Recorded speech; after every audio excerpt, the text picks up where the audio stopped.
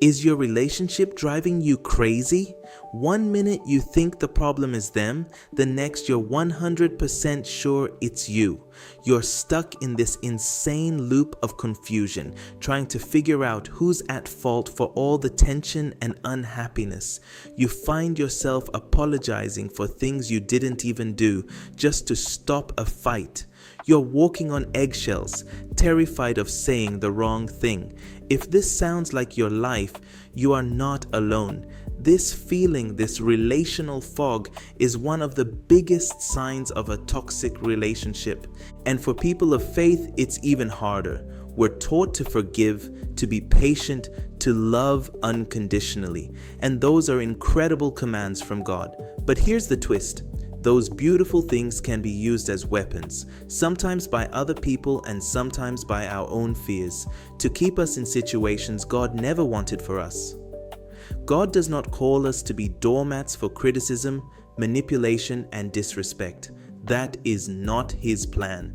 In this video, we are going to destroy that confusion. We are giving you a clear, biblically based framework to finally see what's actually going on. This isn't about blowing up your life tomorrow. This is about getting godly clarity. We're going to expose the hidden signs of toxicity and give you 3 powerful tests to know if the problem is them or if the problem is you. Okay, first things first. Why is this so confusing? If someone was physically hurting you, the line would be obvious. But emotional toxicity is a secret poison. It sneaks in. It pretends to be love, passion, or concern. A controlling question gets disguised as, "I just worry about you so much." And constant criticism is framed as, "I'm just trying to make you better." This is where you see stuff like gaslighting. Gaslighting is when someone messes with your head so much you start to doubt your own reality. They will swear they never said something you know. For a fact they said. They'll call you crazy or too emotional for having a totally normal reaction to something they did. Over time, it just shatters your confidence. You start thinking, maybe I am crazy. Maybe I am remembering it wrong. Your own brain feels like it's betraying you. And here's the other reason it's so hard. Intermittent reinforcement. That's a fancy term for a simple trap. The bad behavior, the anger, the silent treatment gets mixed with moments of incredible affection and charm. They create a massive storm and then they rescue you from it. This cycle is wildly addictive and creates something called a trauma bond, where you become obsessed with getting the good version of them back. For Christians, it gets even more complicated. We're called to forgive 70 times 7. So we start thinking, if I were a better Christian, I could handle this. I should just love them through it. Setting a boundary feels unloving. Leaving feels like a failure of faith. But that is a complete distortion of the Bible. Godly love does not enable someone else's sin. Real peace can't be built on fear and control. God's call to peace is not a call to let your soul be destroyed. He wants your relationships to be built on respect, honesty, and safety. So if you feel confused, give yourself a break. It's not because you're weak. It's because you're in a masterfully designed trap. And today, we're trading that confusion for clarity. To get that clarity, we need a game plan. We can't trust our feelings. They're all over the place. The Bible gives us the ultimate cheat codes for testing our relationships. So I'm giving you 3 tests straight from Scripture that you can use right now. The pattern test, the responsibility test, and the fruit test. Think of these like diagnostic tools for your life. They aren't weapons to prove your partner is a monster. They are flashlights to show you what's really hiding in the dark. We're asking for wisdom here, just like James 1:5 tells us to. These tests are how we get it. Test number 1 is the pattern test.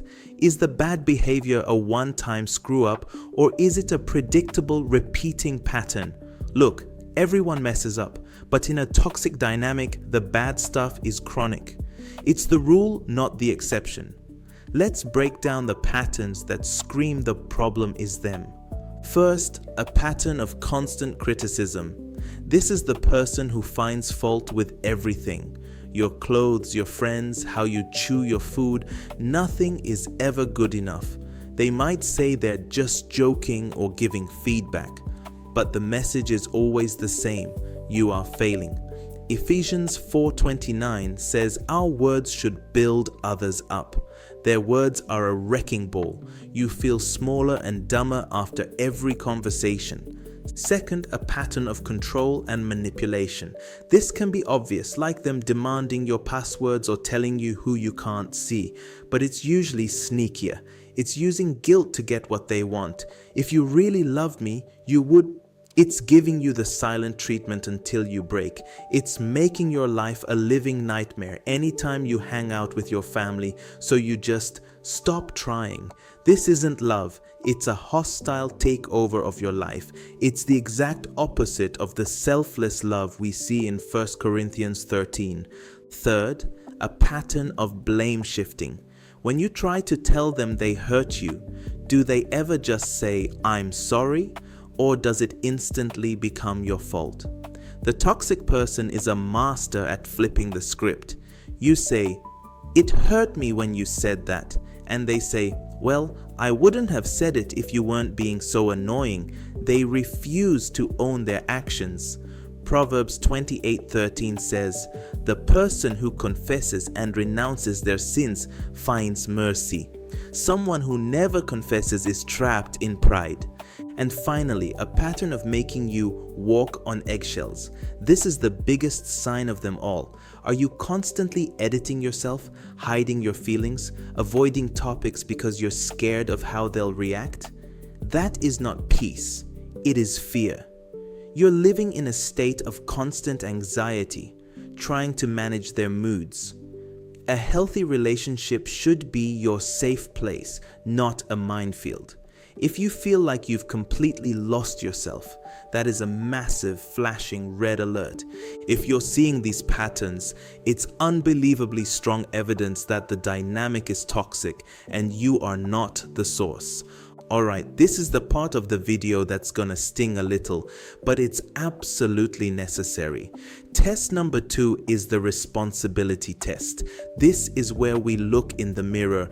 Jesus says in Matthew 7 to take the giant plank out of our own eye before we worry about the speck in someone else's. Let me be 100% clear. You are never to blame for their toxic behavior or abuse.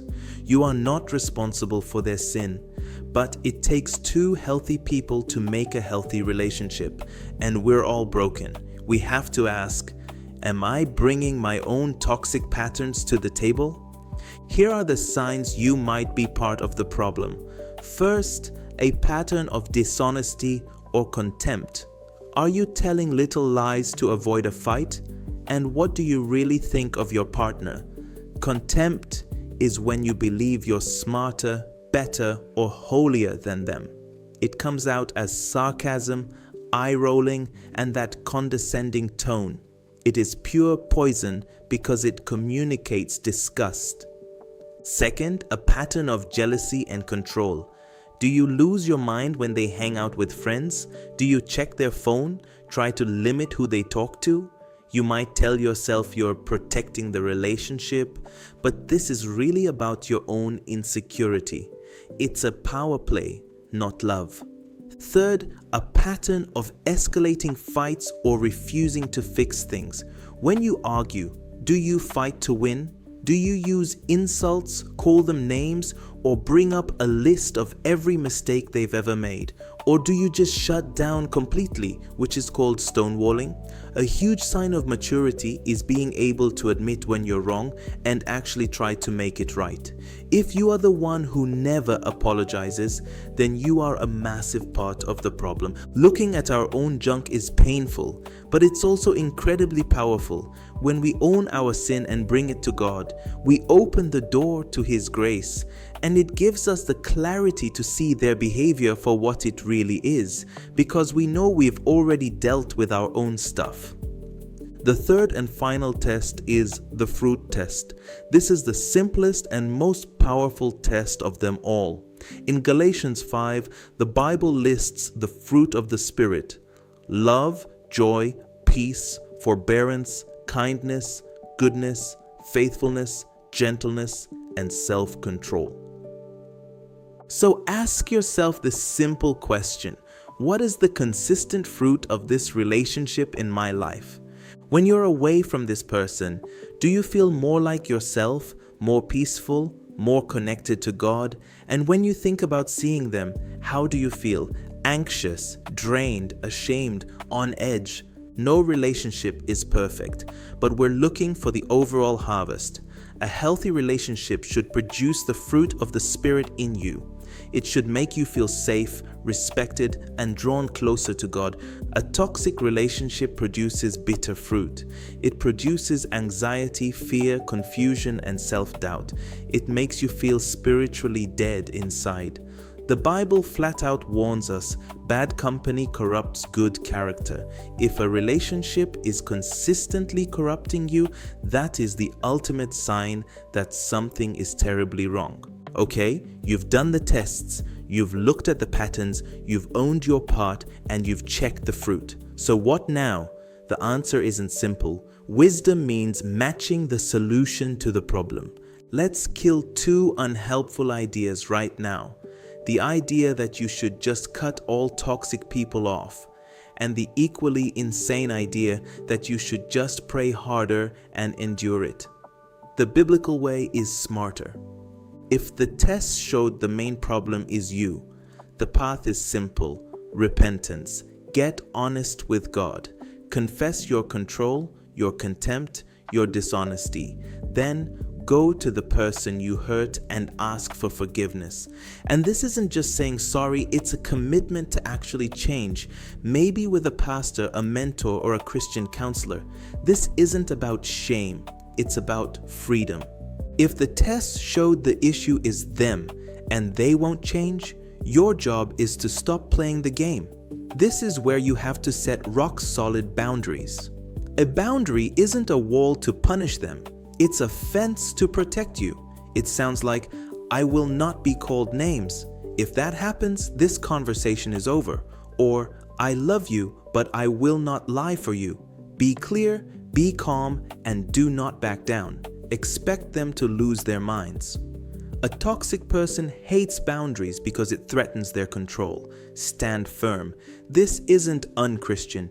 It's good stewardship of the soul God gave you.